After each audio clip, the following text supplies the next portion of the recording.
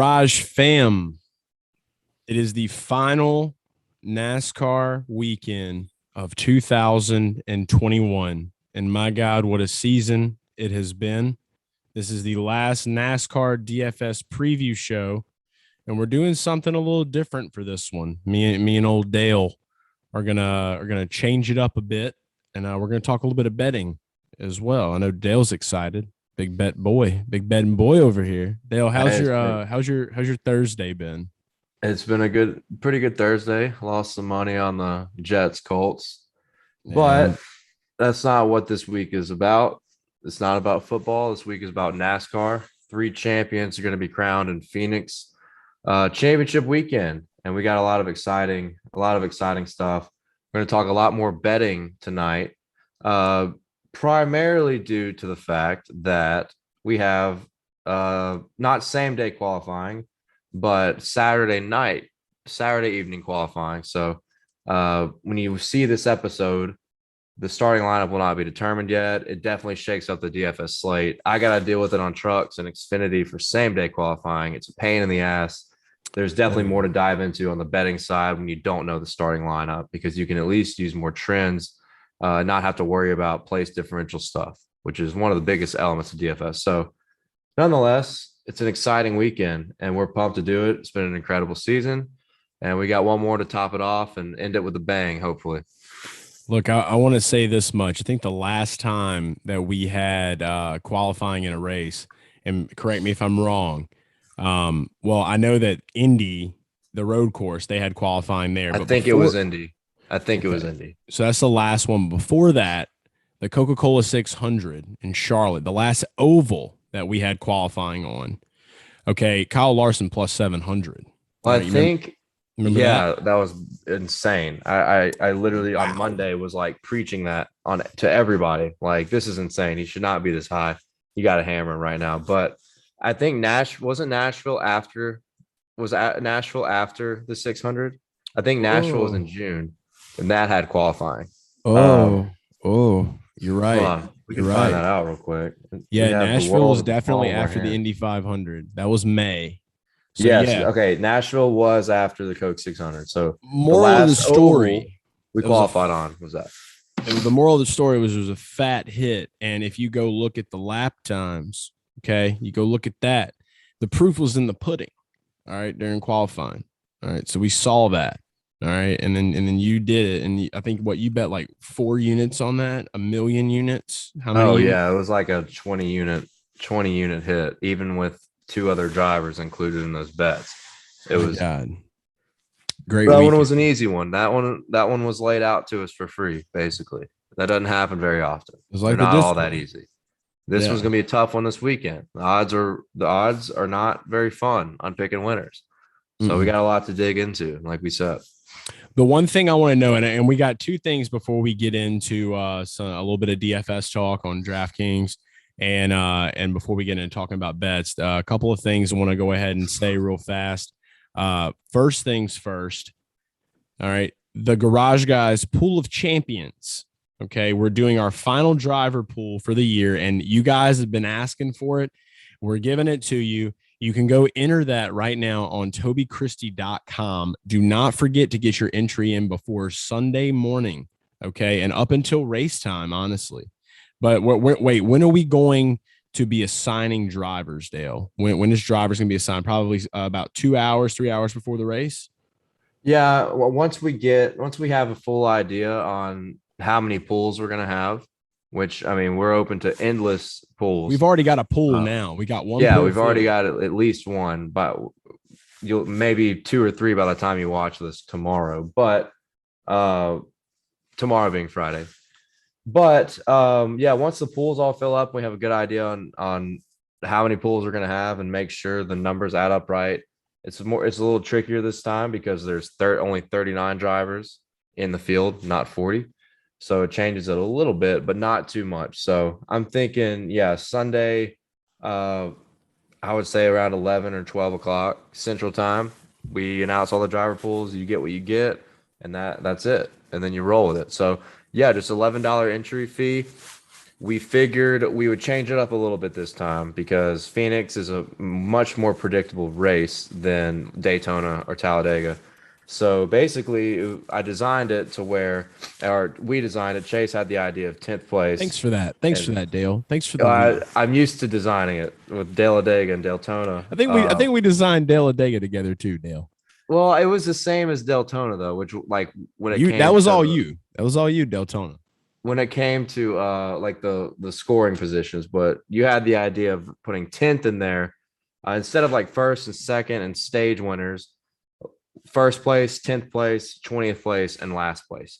And that's a great idea for a race that's more predictable because now you have it where the positions that score are tiered to each tier of drivers. Like first place, you know, you got 5 to 8 guys that could have a chance of winning. 10th place, you know, you got 5 to 8 guys that could finish 10th. 20th, 5 to 8 guys that could finish 20th. And last, you got 5 to 8 guys that could finish last. Really, with last, you got more than that. But we thought that was a good way to do it for this last one, since that way you don't just have, because if we did 1, 2, 3, 4, we know who's probably going to finish first, second, third, and fourth, you know, so it makes it way less fun. So it was a good idea. It was a good idea, and that's why we're going to roll with it. We're going to see how it goes. It should be fun. I'm going to say this much right now. Everybody that's watching this, if everyone that watches this video puts in an entry, okay, let's say if we get like 5 driver pools, 5+ driver pools going for this weekend, we may run some more of these with this structure back for more ovals next season. Okay, so just keep that in the back of your mind. If you know somebody, if you've already registered and you know somebody, tell somebody about it. Let them know it's $11. Literally, that's what can you get? That's a Subway sandwich meal, or you know what, even better. It's like, you know, a couple things from Hooters. All right, shout out to Hooters right now. Go use promo code Garage Guys. Subway was a tough one. Subway was a tough one to say. We're still thinking about Bristol. Yeah, but see, that's because it's on my mind. It's on my mind, the Subway thing, okay? But Hooters is better. And it looks like you got some. Go ahead and hold that code up a little bit close while we talk about it. There we go. Get them arms stretched. Yeah, Hooters to go, promo code Garage Guys. Save $10 on any order, $30 or more when you're ordering on the Hooters app or HootersToGo.com. Okay, there's a paper right there that Dale has. It's got a CAPTCHA code on it. If you're smart enough, you can put your phone up to the screen. Yeah, exactly. There you go. We just did that for you. We made it very easy for you. We try to make things simple, just like telling you the fine print, because we like to be transparent.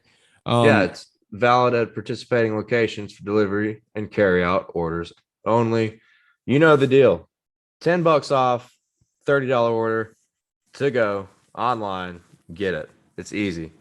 It's $10.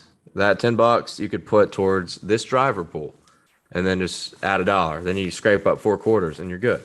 And then, we didn't say the only thing we didn't say about the driver pool was the payout structure, which is first place you get $130, last place you get $80, 10th place you get $70, and 20th place you get $70.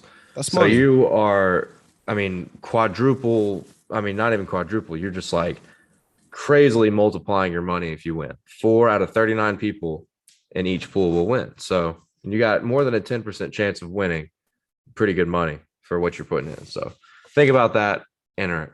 It's gonna be fun. Yep. And don't ever forget, okay, especially after this season, Hooters over Subway. Okay. Remember that. So that's not even a debate. No, not really. Not at all. There's just so much more to offer even if we weren't sponsored by Hooters, like I'm not going to Subway. You know what I mean? Like Hooters is exponentially better than Subway. Some Subways don't even have chairs. You can't even sit down at some Subways. Really? No, you just got like literally. Well, there's some Subways. There you go. That's a good reason. I just didn't know that. You want to go sit down in Walmart? I don't eat at Subway. Do you want to sit down in a Walmart and eat a Subway? Most Subways are in Walmarts. I've never seen a Hooters in a Walmart. No. Hooters is too good for Walmart. It's better. It's greater than. Okay, so there's that, and yeah, so those are a couple of things right there. We go ahead and get out the way to let you know about right now, And then another thing, obviously, you guys know where to find our articles on TobyChristie.com. So be sure to check that out. TobyChristie.com. It's the best.com for NASCAR fans, other than NASCAR.com, because that's where a lot of fans of NASCAR go visit NASCAR.com. But then you go to TobyChristie.com. And that's Toby where Christie might be better. Well, it's if it's not better, it's getting really close. it I is. mean, Toby Christie is loading up the arsenal of NASCAR Universal content. So you gotta check it out. It's like the Avengers. Like we're part of that team now. So there it is. Toby Christie is Marvel. Yeah. Yeah, we're Marvel, not DC. All right. Remember that. All right, let's go ahead and get into this. So Phoenix, Arizona. Wish we could have been there for the championship race, especially for the qualifying. But we've had a great year, and just shout out to Inside Tailgating for giving us the opportunity earlier in the year to have a tour, to go around, to meet so many people that we've met this year. Without those guys, we would not have been able to just leave a bigger mark on the sport and to do everything that we did this season. So huge thank you to everybody involved in that, and with the ACL, Duke Cannon, all those guys. We just really appreciate that. And like Dale and I had a blast this season. And like I said, it's so good going to races and just seeing, you guys that watch our show now and that listen to us that have come to know us in this year. It's been awesome to connect with everybody. And I know that you feel the same way for sure, Dale. And just Hooters and everybody that's on board now and everyone that we're working with now and everything that we have moving into 2022. It's just exciting times, and it feels good, man. It feels great. So I just wanted to say that much as well. Yeah. I mean, with the exception of Daytona, Inside Tailgating, giving us a huge break was the start of all this. Was the start of all the people and connections we met. A lot of new fans we made that have been so loyal and appreciative of the content that we put out. May not have ever found out about us had we not been with Inside Tailgating. Obviously, Hooters has been phenomenal, and hopefully we'll continue that into 2022. And there's going to be more opportunities. Without Inside Tailgating, I mean, fuck, I might still have my day job. Well, my old day job. This is my day job now, but without that happening, who knows where we'd be at right now? I'd be door dashing. I'll tell you that.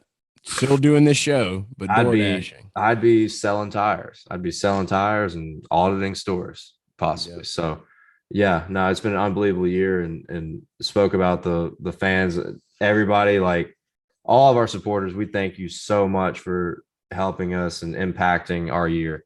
It means the world to us, and we think about you guys and girls all the time. And obviously, we want to deliver the greatest content in the universe for you guys on the auto racing side. So, give yourself a pat on the back. We fucking love you guys. So, yeah, it's time to get into some bets, though. Yeah, we want to go ahead. So we did what you're supposed to do at the end. We did it now because care. Get out of the way now. Peel the Band-Aid. All right, so let's roll in. Yeah. Phoenix, Arizona, great place for a championship. Very dry, deserts, cactuses, a lot of really cool things out there. We got to see a race earlier in the year in Phoenix. Martin Truex Jr. won. There will probably be a lot of people confused and betting on Martin Truex Jr. based on odds and because he won that race earlier in the year. But there are some different things to look at. As Dale mentioned earlier, there will be qualifying in this race. So DFS, it'll probably be a little bit smarter to wait until we get qualifying out the way. That does not mean that we're not going to talk about some guys that we think will do good in DFS. It does not mean that there will not be an article up on TobyChristie.com for the Cup Series on Friday morning while you're watching this, or whatever day before Sunday that you're watching this. So first guy that I want to go ahead and talk about, it's pretty obvious play here. He's on the top of the board. It's going to be Kyle Larson. I want to say that he is about 11, and this is just off the top of my head because I don't even remember the price because it's just like it just doesn't matter. I think it's like 11.9. 11. I think it's 11.5. 11.5. 11.5K on DraftKings. I can only imagine that he's probably not too worried about everyone's fantasy teams. So he's probably going to be gunning to get the pole. Okay. So we'll see how that works and how it turns out. But regardless of it, man has been on the revenge tour this year. Okay. He's got 9 wins this season. Why not go ahead and just make it 10? I think 9 is what Kevin Harvick had last year and then ended up falling out in Martinsville, didn't get to finish that race. Make it 10. Just make it 10. I think he's going to make it 10. And I think that even though his odds are pretty trash, they're like plus 190 in most places. I think that's like the best you see for Larson on most books. I'm probably going to be stacking the chips on him to win this thing this weekend. And the last time I stacked chips on Larson was in Nashville. It paid off. And so I'm ready to do it again. And I think that he can be a guy that he's not going to try to sit back and wait and strike. He's going to try to get up front early. He's going to try to dominate this race and ensure his win. And that's the way that I'm feeling about Mr. Lawson. We got to give him. Yeah, it's tough. He's historically one of the greatest, most dominant seasons in the modern era of NASCAR, with 9 wins and all the laps he's led, top fives. 19. I think he has 19 top fives and 35 races. Don't even know the number of top 10s, but he's just been the most stellar guy in the field. No matter what the aero package has been, he's won plenty of races on both. He's won diverse on road courses, on ovals, whether it's the 1.5s or if it's the short tracks. He's basically done it all. So it would be quite a disappointment for the sport of NASCAR, even though NASCAR wouldn't see it this way. But I think from the outside view, it would be quite a disappointment if you didn't win, having been the best driver all year long, kind of how Harvick was last year. But it's been another level for Kyle Larson. Was strong there earlier this year, probably had the second best car to Truex, but had 2 pit road speeding penalties that put him to the back of the field on 2 different occasions, one being under green flag, a green flag run. So we really couldn't see what his potential was when he was up in the top 3. He had gotten up to second on a long run, had one of those penalties. So Hendrick Motorsports has been the story of the year with Kyle Larson and even Chase Elliott getting back to the Final Four. It makes sense why the odds are that way, which I kind of pointed at this earlier in the episode, saying it's not near as fun to bet on winners in the championship for, because in the playoff system, since it started in 2014, every single year in the Cup Series, the guy that won the race won the championship. The guy that won the championship won the race. And I expect the same thing to happen here, which is why all the odds are diluted to be way, way too expensive, but as they should be. And Kyle Larson at plus 190, plus 200 is probably the best you're going to find him. And for all the reasons we just stated, I think he's the favorite. I think he could get out front. I think he's going to qualify well. I think he's going to have good lap averages in practice. I think he's going to get out front and lead a lot of laps and probably win this race. That's it. I don't think there's much more to say about it other than this. I will say the last person to win a championship in the Hendrick number 5 car, it's Terry Two-Time. It's Terry. 96, right? 96. It's Mr. Terry Labonte. All right. I'm a big Terry Two-Time guy. Because of the love for Terry Two-Time, we've developed an at-track friendship with Mr. Larson. We tried to feed him cornflakes. Cornflakes had other plans, but that's okay.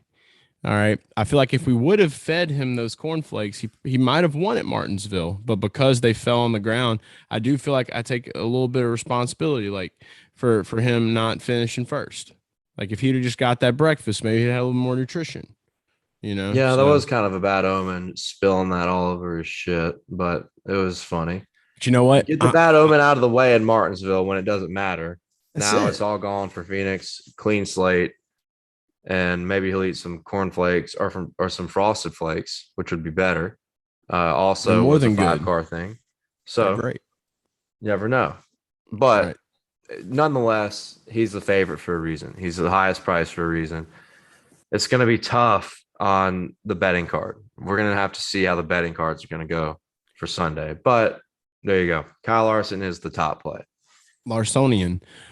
Next guy I like for DFS. I feel like now I do feel like this is a guy that may not qualify in the top 5, probably qualify in the top 10 for sure. If he does qualify in the top 5, I see him qualifying around probably like 4th or 5th.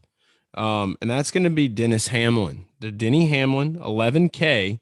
He's the next guy down, I believe. Actually, may have lied there. Nope, didn't lie. Didn't tell you a fib. He is going to be the 11K guy, the second guy that I think that it is. I don't know if he is going to be able to win, and I got a couple of reasons why. Like, there's a lot of people that want to bet on him because he's there and he hasn't won a lot of races this year. I think he's won 2 races this year in the playoffs. He won when it mattered. But I feel like after Martinsville, he really showed his ass. He showed his ass really, really good. And it was fun and it's good to watch.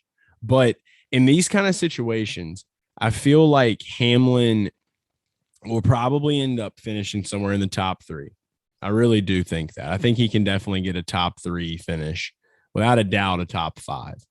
But I just don't. I don't think that he is calm, cool, and collected enough to make this happen. And I feel like even if he was in a position where he could strike, like, karma's a bitch and it comes around.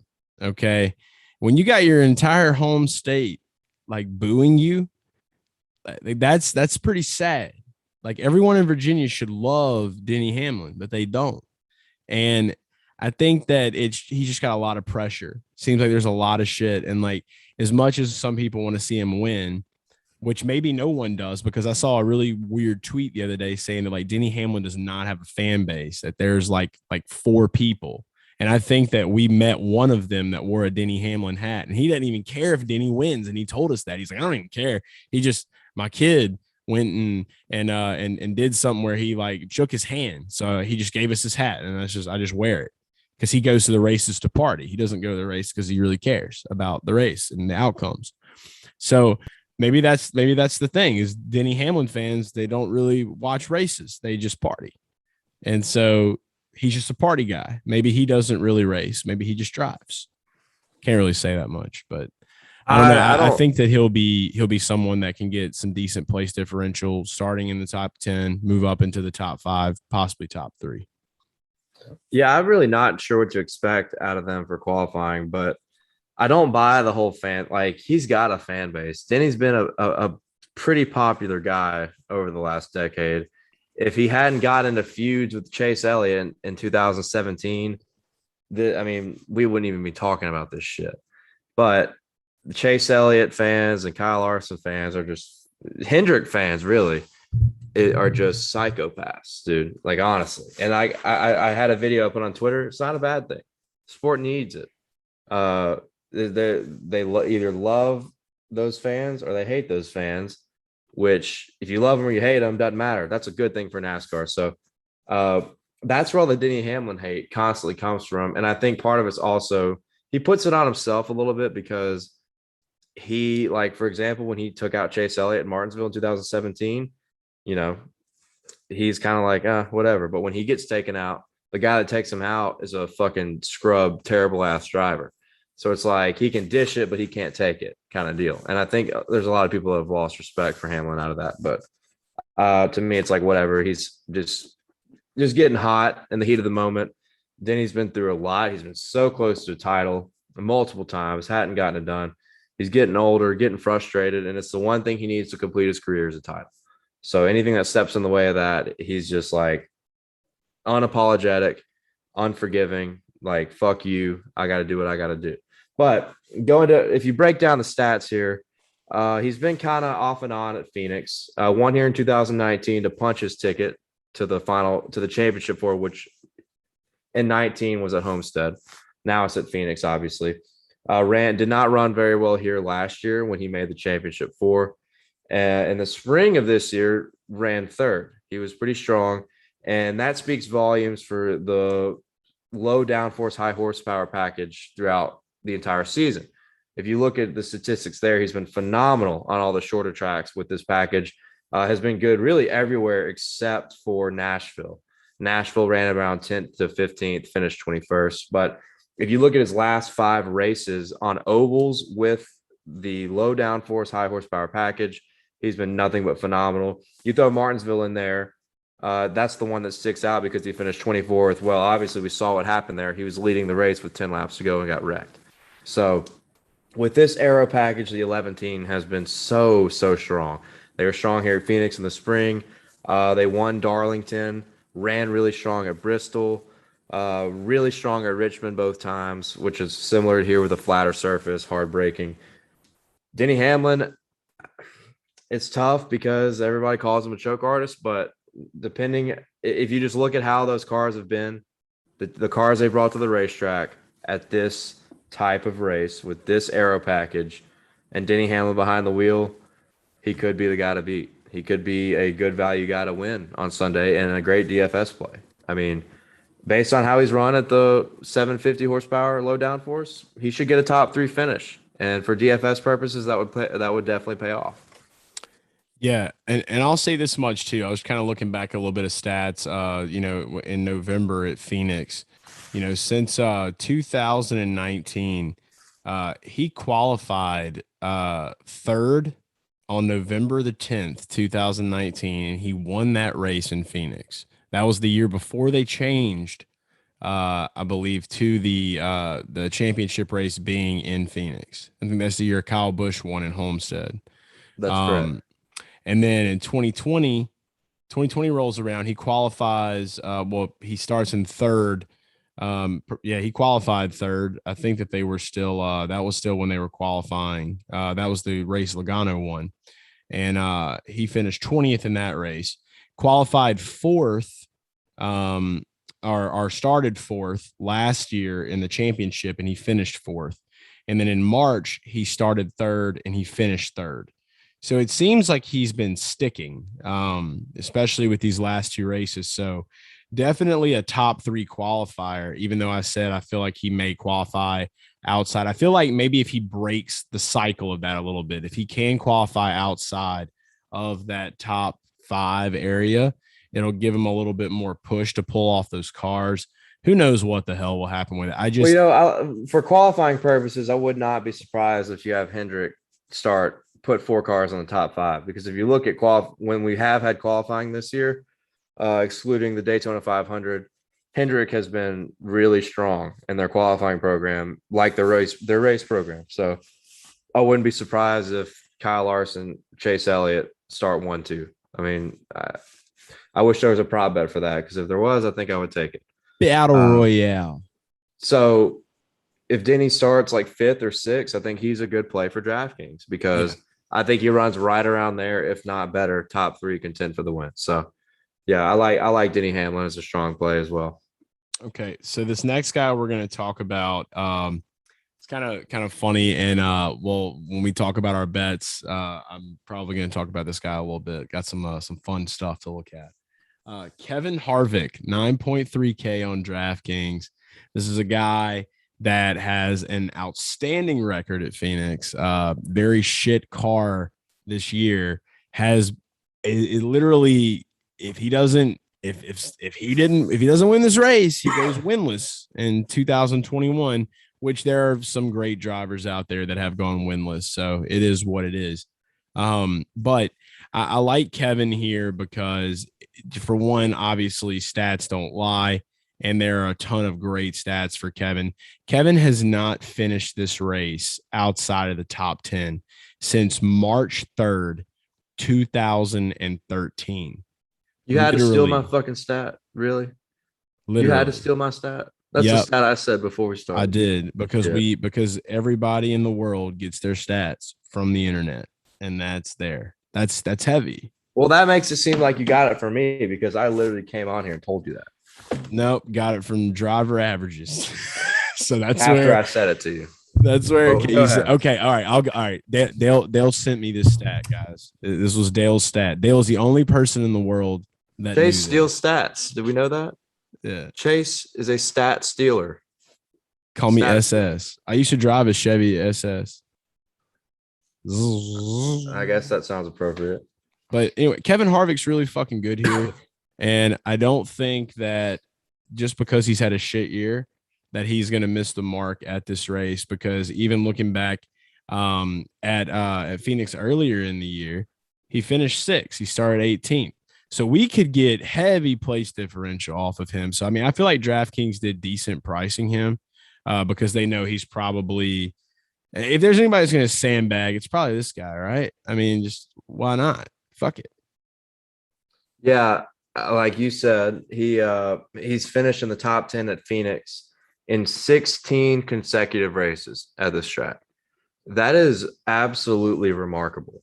So at that price at 9,300, like, look, we know Harvick will probably not win this race because history shows us, and what we think that NASCAR does or allows the top 4 in the championship to do tells us that a playoff guy is going to win this race. So Harvick, he has 9 wins here, 16 straight top 10s. This is by far his best racetrack. It's like Jimmy Johnson at Dover, but even stronger. I mean, what Kevin Harvick has done here, half of which was with RCR, winning the number 29, has just been nothing short of spectacular. And you said Harvick, shit race car. Really, his race cars have not been shit. They just have not been as good as what Hendrick and Joe Gibbs have brought. I mean, he's had a lot of top 10s this year, a lot of top 5s, been close to a win a couple times. So I think he's going to have a strong run. And at that price of 9,300, to me, I think that's kind of a steal because I think there's a good chance he ends up being the best driver outside that top 4. I think he could run 5th. I think he runs 5th to 7th on Sunday. That's where I think he's going to run. And if he does that, I think he's going to pay off at that price. So Kevin Harvick, I think, is going to be a sneaky, strong DFS play because I think people are going to focus on how this year has gone for him. And with the prices, you're not going to be able to get all 4 playoff championship drivers in there. You're going to have to look at other options. Kevin Harvick, 9,300, I think, is a steal. So I want to say this before we move off of Harvick, go to the last guy I like for DFS. I want a little bit of credit here, Dale. You ask me for credit sometimes. I make sure you get it. This is mine. I think I cursed Kevin Harvick this year. Okay. And during the show where Drew and I did the Busch Clash race, I said, Kevin Harvick will not win a race this season. And maybe if he does, it'll be 1. And so I'm a wizard. Did you really say that? I swear to God. I'm pausing this video and podcast to tell you that I said 1 to 2, not 0 to 1. And I'm going to go and look that clip up. You gotta go find that and show that because he's not gonna win. Right now, I'm playing what I said. Maybe I'm wrong for this, but I feel like Kevin's about to kind of not have. Dirty dog, stop it. Right after Tom Brady wins the Super Bowl, don't you talk about age? Hello, I'm not talking about age. I'm just saying I feel like he's about to just hello darkness, smile friend the whip this year, bro. I just feel like some of that Kyle Busch stuff's gonna kind of rub off. I think maybe he'll get a win or 2, but I don't think that it's gonna be. I'm writing this down. Write it down now. What a hell of a way to start the season to piss every Kevin Harvick fan off. just piss them all off. I'm representing all of those people. So you're a Kevin Harvick fan this season. You're all in. I'm the Rob Lowe of NASCAR. I respect Kevin Harvick. Yeah, I do too. But I don't know. I just feel like I don't know where his mental game is, man. I haven't really I don't know. We'll see. Kevin Harvick, you said 1 to 2 races this year. He seemed kind of tense, bro, in the driver meetings. He seemed a little tense. See, this is it. This is it. You see stuff like this, and it's I read vibes. You can't read somebody's vibe at a press conference when he's been doing them for his whole life. I don't know, man. You tell a lot by somebody's eyes, bro. You tell a lot by just looking in someone's eyes. Just kind of like Gorilla Zoe, lost, walking around looking for. You said 1 to 2 wins, right? Yeah, I did. And that's what I said. Right there. So that's what I said. And by the way, I just edited that in, so Dale didn't really hear it, but you saw it. So that's what matters. You did see that. He fucking said it. That's wild. That is probably the craziest thing, because I don't think anybody going into this season was like, no way in hell does he do it. And I didn't even watch it before I edited it in, but like I said, I think it was like, if he does win, it might be like one race. And I think that's because Drew was like, shut the fuck up. He was like, get out of here. Like, you're an idiot. But I also said Kyle Busch would win 6 races. So that was kind of, I mean, that's closer though. Shit. I mean, Kyle, he could have won. He could have won about 4, maybe. He ended up winning 2. So yeah. I mean, what matters is the the Harvick thing races is he way did win, crazier. the races Busch did win, we picked them. I didn't pick him for Kansas, but I did pick him for Pocono. I did. You had him for Kansas. Yeah. It was his birthday, and it was the Bushy McBush race. Narratives, man. And he won because Larson and Blaney fucking wrecked each other. So speaking of narratives, though, Kevin Harvick, it would be a weird thing to see if go ahead and give this stat. I don't want to be a stat stealer, Dale. How many years has it been since we've been doing the new format for the playoffs, the championship? It started in 2014. Okay, and so this is the 7th year, or the 8th year. Sorry. So since then, there has not been a driver outside of the championship win the championship race. Correct. Not in Cup. It's happened in Xfinity and it's happened in trucks. It's actually happened in trucks. I think 3 of the 5 years. That was 2019 is the last time I remember where Crafton. Yeah.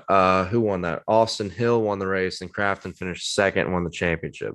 And I know it happened in Xfinity when Daniel Suarez won the championship. He had finished 2nd or 3rd, and I can't remember, or it may have happened. I think it also happened with William Byron too. William Byron won the Xfinity championship and he didn't win that race. Someone else won it. Can't remember who it was. Willie B. But yeah. So yeah, it's happened in Xfinity, it's happened in trucks, has not happened in Cup. And I don't imagine it happening in Cup anytime soon. Well, there just have to be some absolute craziness, madness that would happen. And if there was anybody that was going to happen to, though, based on narrative, it would probably be Kevin this year, because it's the greatest season ever, the wildest season ever.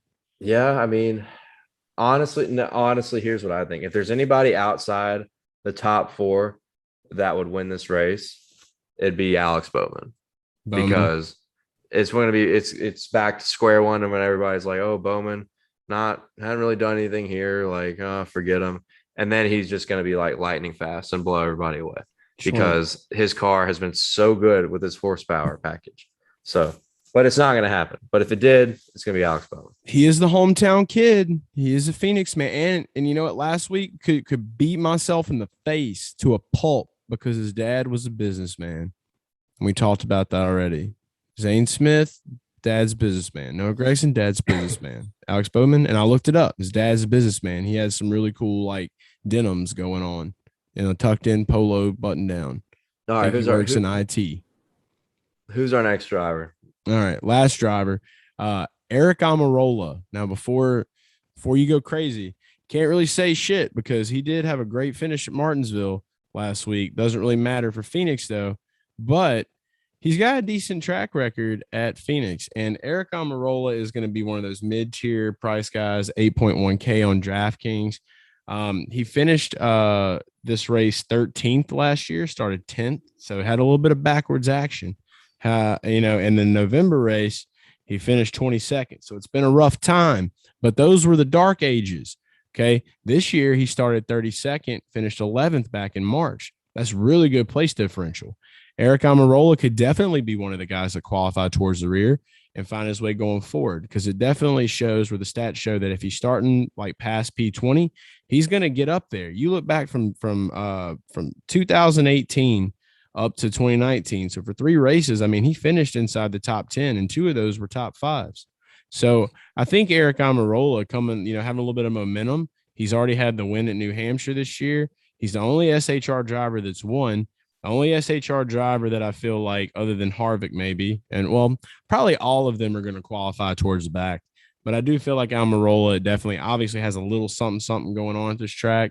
So as long as he's qualifying towards the rear, he should be able to use the pack and find a way to move up front. But if he qualifies any like inside that top 15 area, like just delete everything that we talk about right here. That's how. Well, I wouldn't say top 15 would be as bad because top 10. Yeah, fringe top 10 would still I'm gonna say be top okay 15 just because. Well, here's the deal, and the qualifying thing is concerning because at Nashville, which was the last oval we had qualifying on, Aric Almirola got the pole. I'm just saying. So I don't think he gets the pole this time, but the number 10 team has been pretty stellar on the 750 horsepower low downforce high horsepower package. In 9 of 11 races on ovals that had this horsepower package, he scored a top 20, and that includes 2 top 5s. One of those was a win at New Hampshire, like you said, 6th at Martinsville this past weekend. So there's speed in the car there. That's really, really solid when you compare him to the Gibbs guys and the Hendricks cars or the Hendrick guys. He's not super far off. He's had a lot of bad luck with wrecks and just being at the wrong place at the wrong time so many times this year. But if there has been a strong point for Aric Almirola in 2021, it has been the flatter, shorter tracks. We know Phoenix is not a short track by definition, but it is a flatter, decently high braking, shorter track.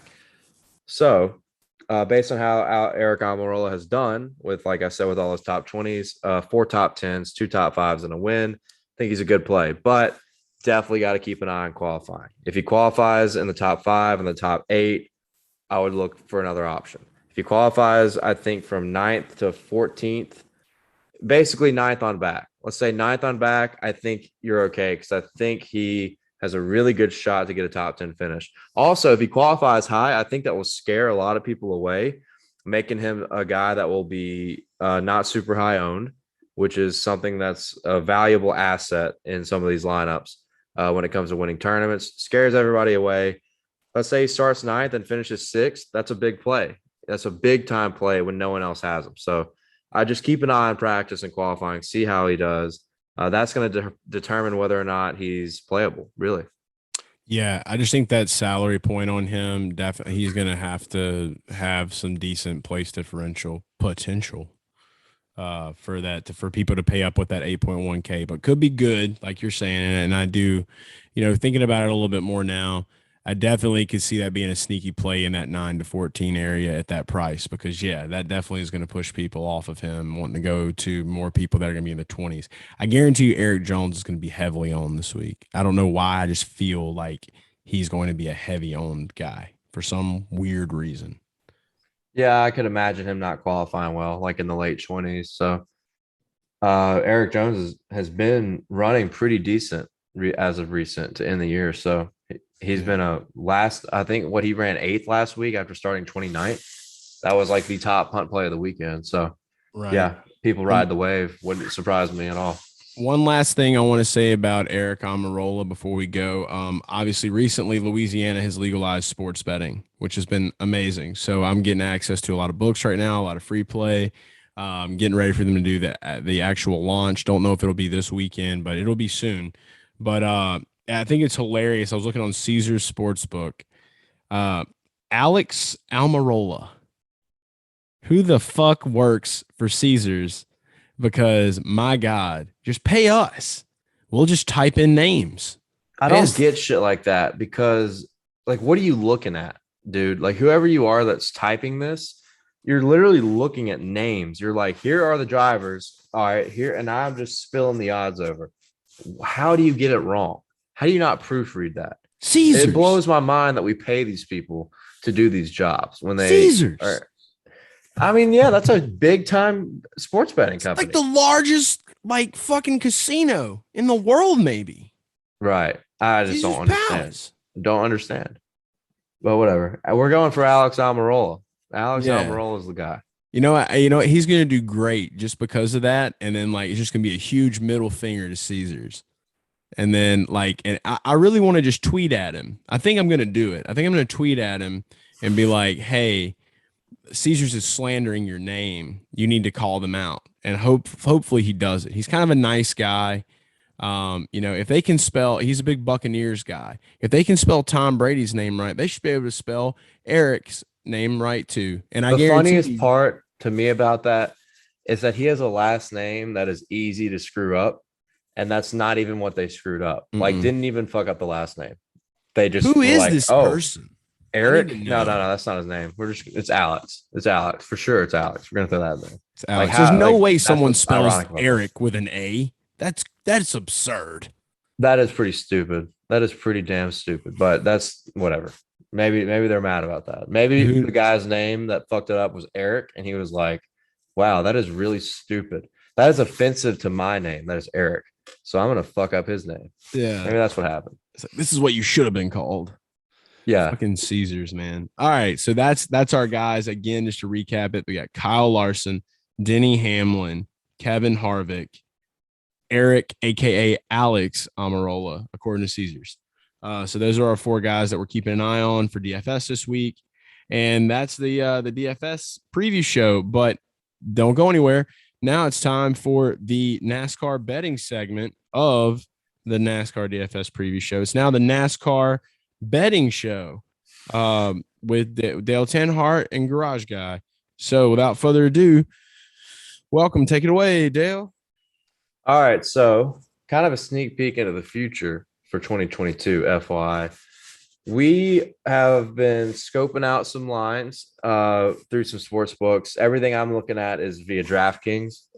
They're the most fully loaded on all the lines with winners, top 3, top 5s, playoff specials, prop bets, stages, all sorts of shit. So me and Chase have been talking, and we have our own bets. I got 3 bets that I really like for Sunday.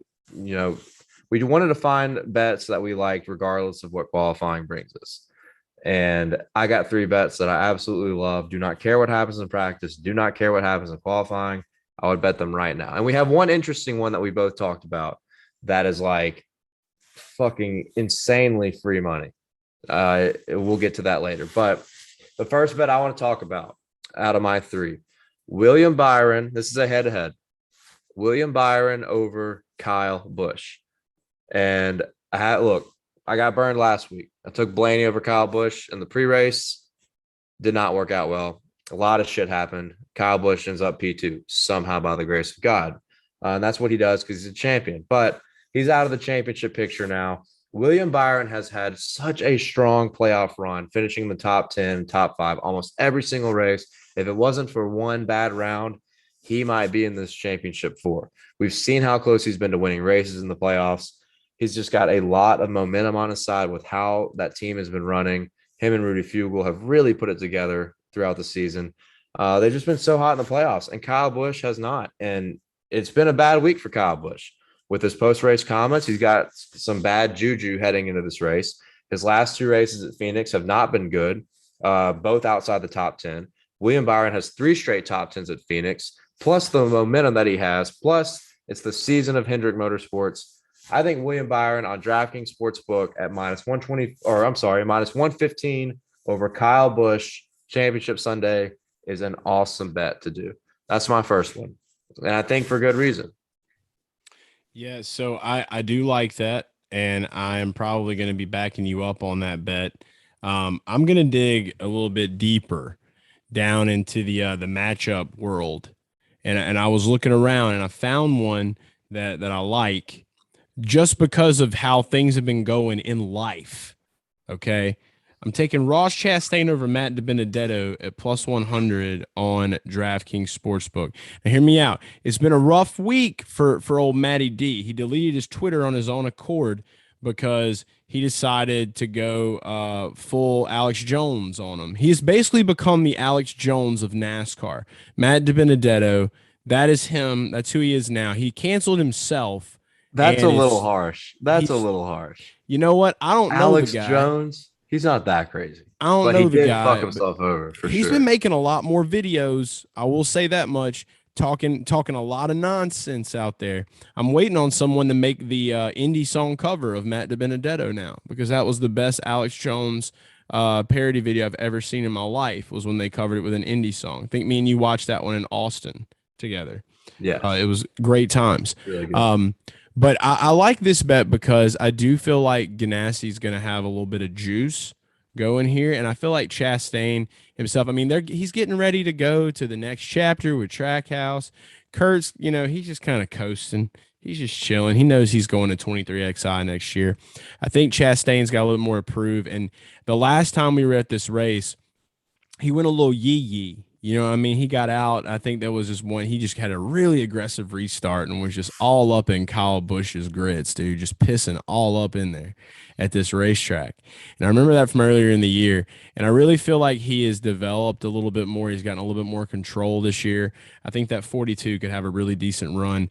Whereas I think Matt DiBenedetto's head, it's like it's beyond the point now to where it's like he's just, instead of trying to be collected to do well in a race, he's at the point now to where he's probably going to be overthinking every move he makes, probably end up wrecking out of this thing to at the end of the day. I really think this Chastain over to Benedetto bet is really well and put together, and I love it, and I'm putting good money on it. So plus 100, Larson over DB, Detto, Alex DiBenedetto, Jones. I do love the value there, especially with, we're both feeding off the same issue too, right? Matt DiBenedetto deleted his Twitter after he commented on what happened with Kyle Busch. So the bad energy is just floating around Matty D. And with Ross Chastain, been very strong at times on the 750 horsepower package. We saw how good he was at Nashville. We've seen how good he's been at some road courses. So I like that bet a lot. Yeah, and I just – all that it provides good reason why at plus odds too is pretty surprising to me. I would not be surprised if that line shifted a little bit. So they're playing stats. I like that pick. They're playing stats. That's all it is. But yeah, do you think Kyle Busch likes having Matty D in his corner? He's probably pissed off about it, honestly. No, Kyle probably doesn't give a fuck, dude. He's probably, I don't care. Probably doesn't even know who Matt DiBenedetto is. Right. He's like, no clue. You don't even know who he's racing next to. It's like, what? What's going on? Unless it's Joey Gase. He knows who Joey Gase is. Yeah. How are Rowdy Energy sales going this week, guys? Yeah. I've got this meeting I got to go to all off season, so just keep rolling in. Right.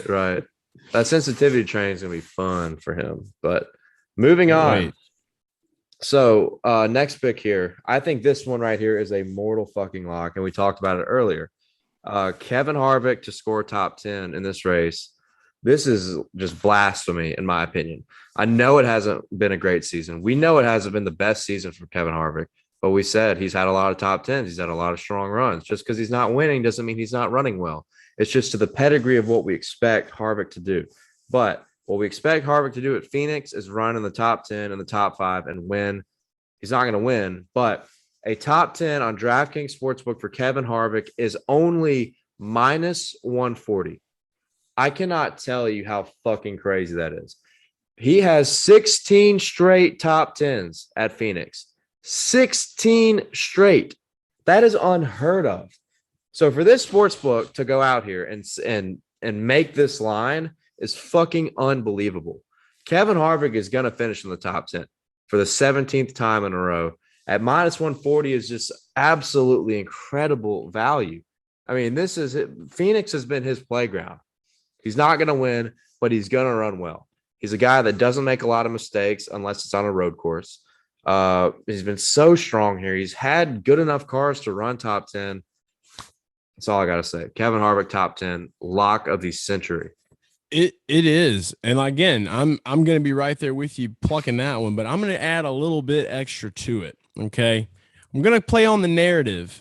All right. Now you're saying he's not going to win. It is a stupid long shot for him to win. If you're really going to bet on him to win, maybe a micro unit. All right. It's like plus 2,800 for him to win this race, which is wild, but because of the year, it is what it is. But I'm going to go ahead and say that Kevin Harvick gets a top 5 here, and that is plus 300. So plus 300 for a top 5. I'm playing off the narrative that he doesn't want to go winless. He's going to really try to push it to the limit here. I really think that he can get inside that top 5, and I think that he can finish it. We've seen him do it here in the playoffs a little bit. I mean, you look at the last Kansas race, he finished 3rd. I had him on the betting card for that one to win. I really thought he was going to be able to close it out there. That was one of his real last, great chances here. And Phoenix really is too. I mean, based off of his stats that we've seen since like the beginning of time.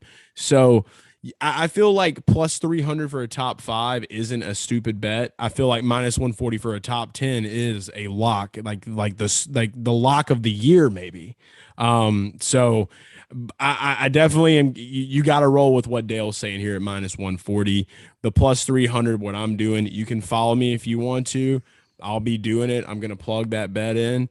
It may be a little bit, it's not as lucrative as the top 10, but I will say that I really think he's inside that top 5. So I like that one at plus 300 on DK. Yeah. And I said it earlier. I wouldn't be surprised if Harvick was the best of the rest, like the best of the non-playoff guys. He's had top 3, top 5 runs. We know he can do it. And especially being at Phoenix, we certainly know he can do it, but I just think that value for a top 10 is shocking. And speaking of shocking, we go to my last bet that I like, pre-qualifying. This one is more of a wild card prop bet. Kyle Larson, Chase Elliott, and Denny Hamlin to all finish in the top 5. It's plus 310 on DraftKings Sportsbook. That's a prop that I absolutely love. And I'll tell you why. In 2020, first time here at Phoenix for the championship, all 4 of the championship 4 drivers finished in the top 5. They finished 1, 2, 3, 4. Okay. NASCAR allows these drivers and teams to manipulate the setups of their cars and they allow them to push that limit a little bit further so NASCAR can get that narrative of all 4 drivers are racing to win the race and win the championship, and there's no one else that can even touch them. I truly believe in that. That to me is a real thing.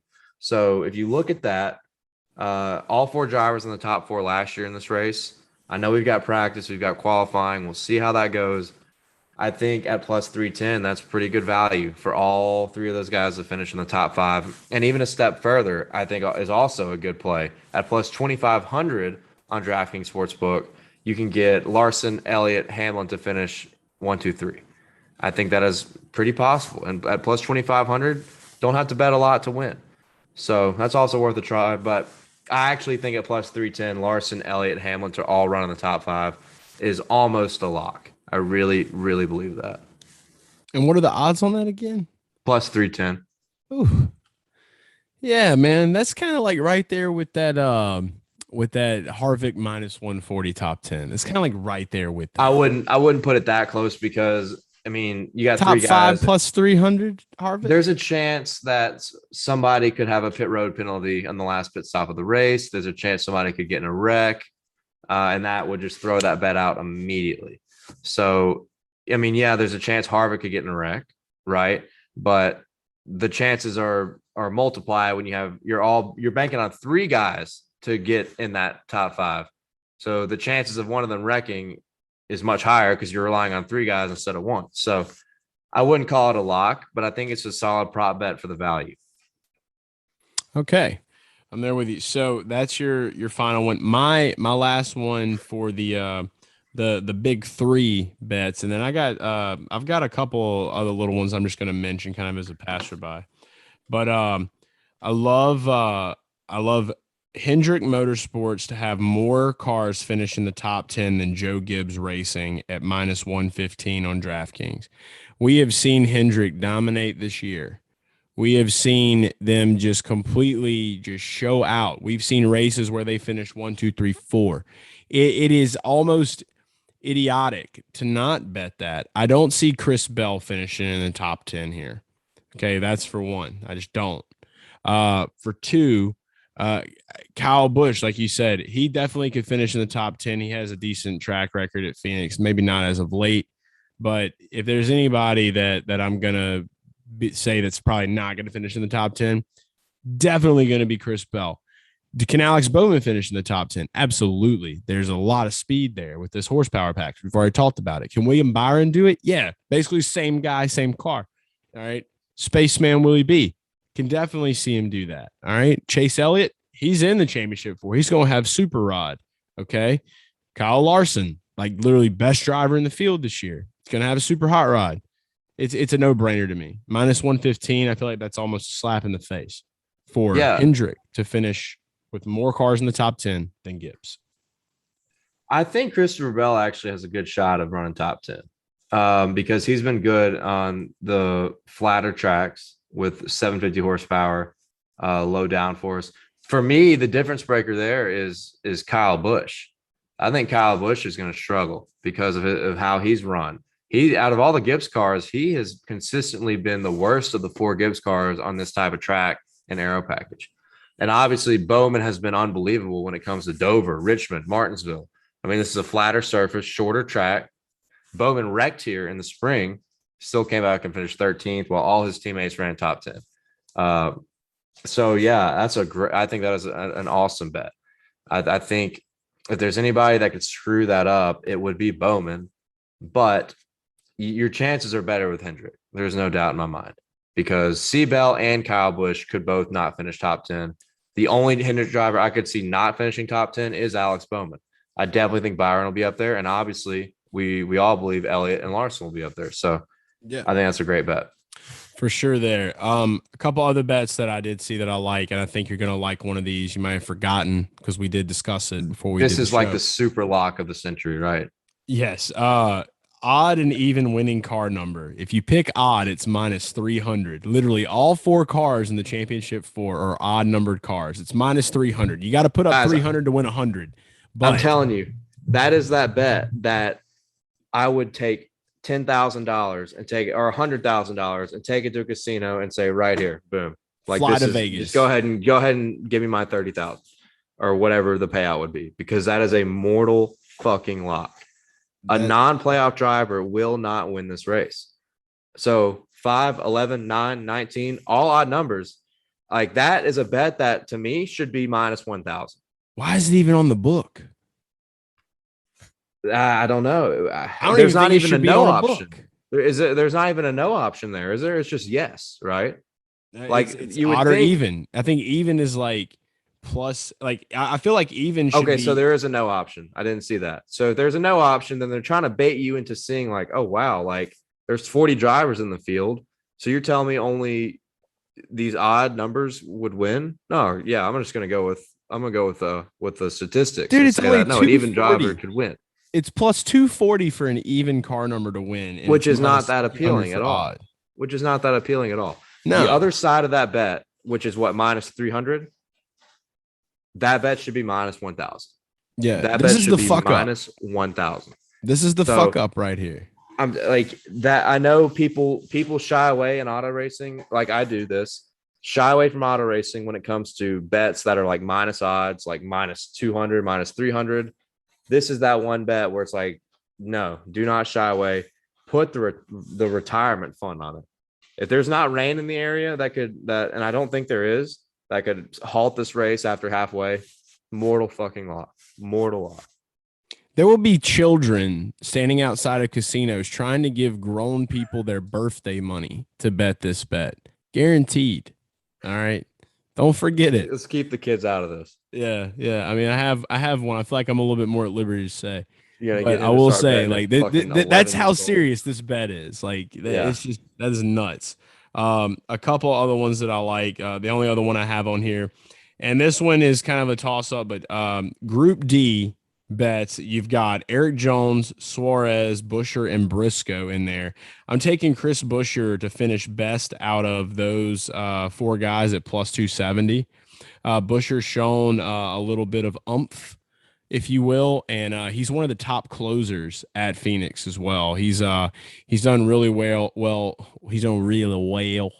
Sorry, that Chet Holden voice coming accents coming out heavy. I've been at home a little bit too long now here this week, but I was looking at some stats a little bit ago and just looking at closers at Phoenix.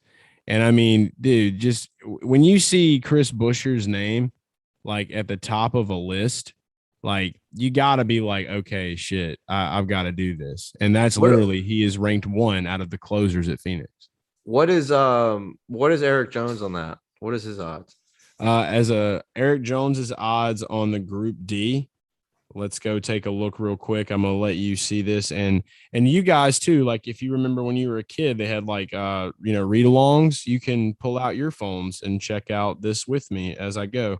Aric Jones is plus 250, so he is the favored guy out of Group D. So to me, right there, I think if you wanted to play it safe, but also not safe because there's 4 guys, I think if you took Aric Jones and Chris Buescher on that, plus 250 and plus 260, that's a dub.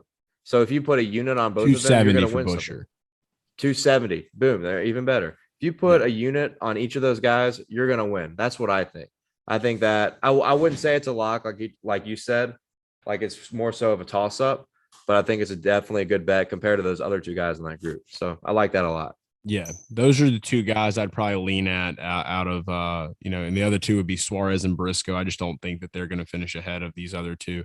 We've just seen too much juice, and especially with Roush. I mean, Chris Buescher's been the leading man. He's the only guy at Roush Fenway that doesn't spin his car almost every race.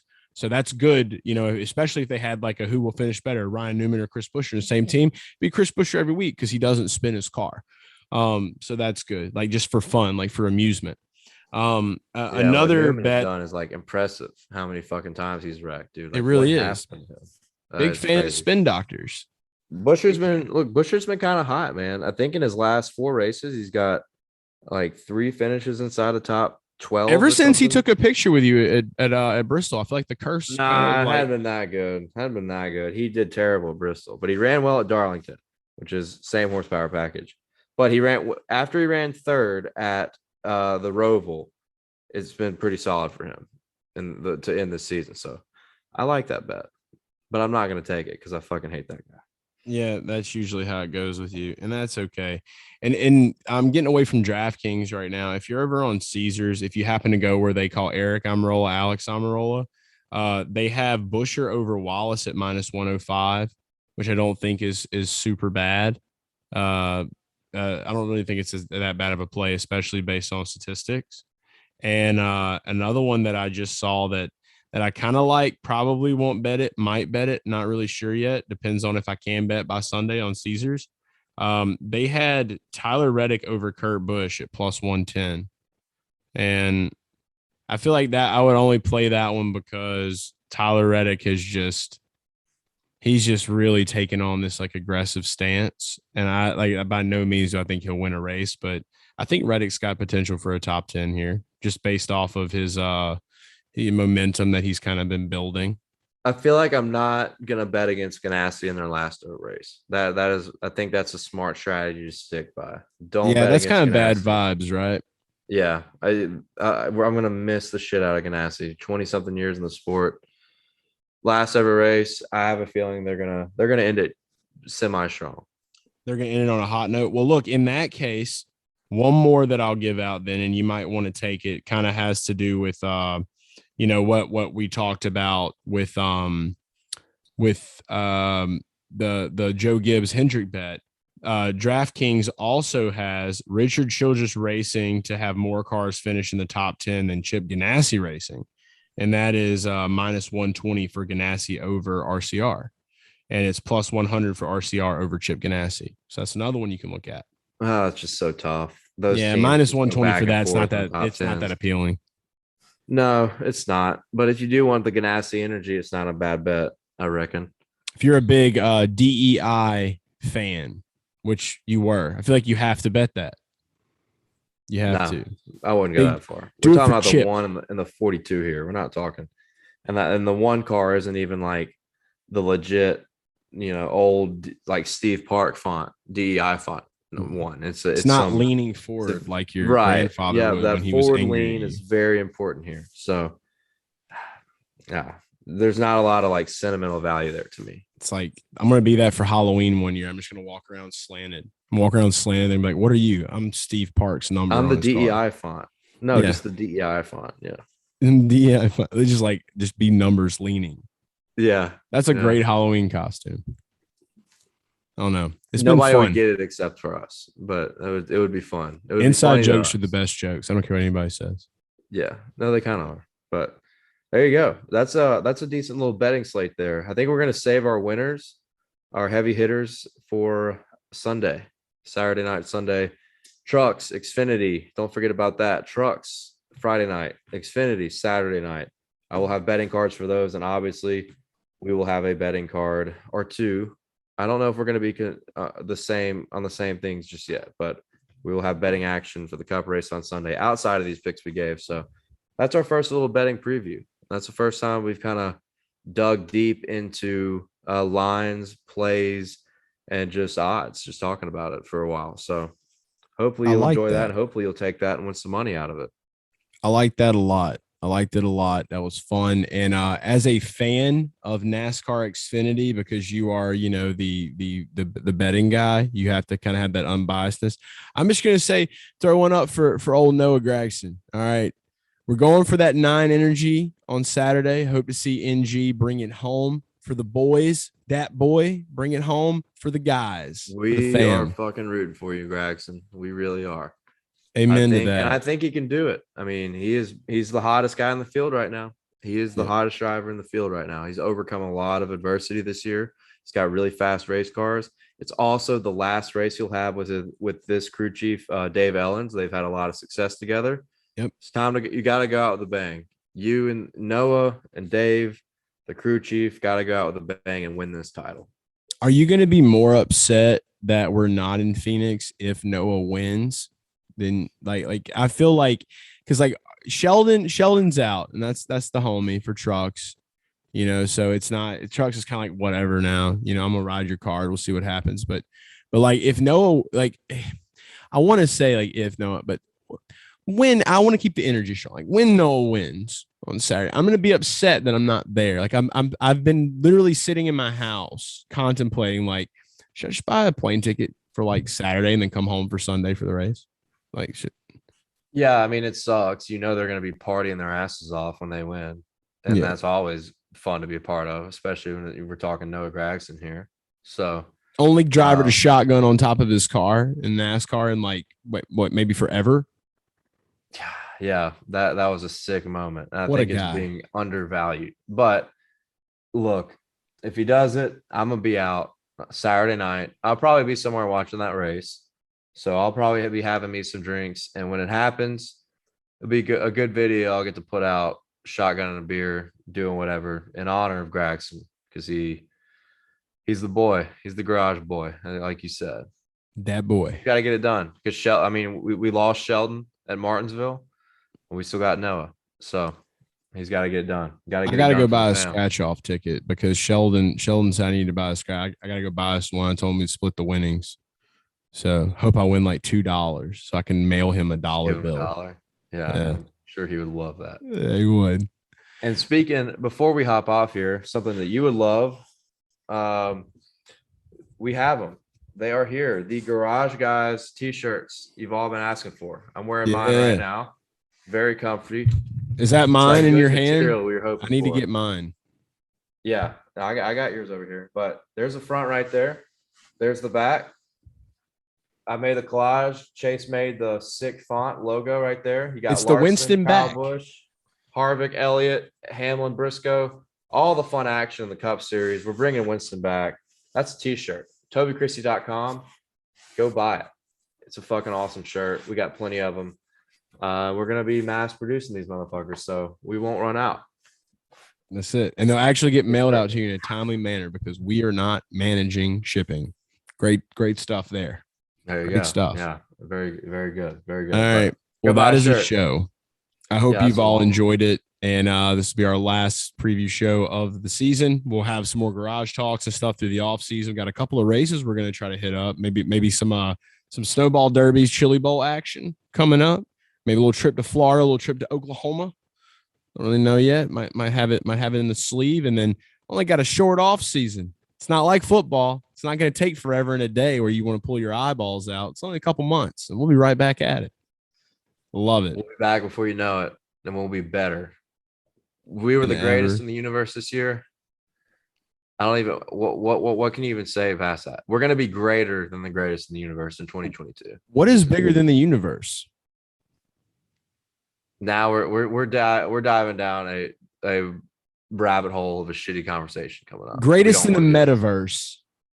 Metaverse, whatever. I don't know. You can't comprehend what's farther, what's greater than the universe. What is greater? What is bigger? That's what I'm talking about. We do not need to go down this conversation at all. You're right. It'd be a bad rabbit hole. We'll let you do it though at home if you want to, but we're just going to go ahead and close out and say sports, profit, repeat, and we'll see you next season to talk more DFS and NASCAR betting action. We love you. Goodbye. We'll see you soon. It's the garage guys. It's the garage guys. It's the garage guys. It's the garage guys. It's the garage guys. It's the garage guys. It's the garage guys. It's the garage guys.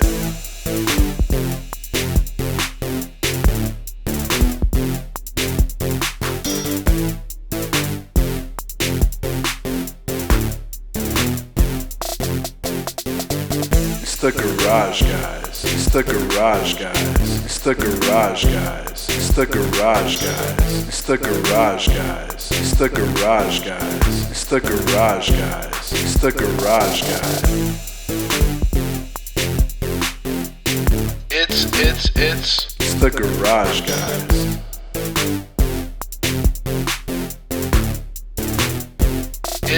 It's the garage guys.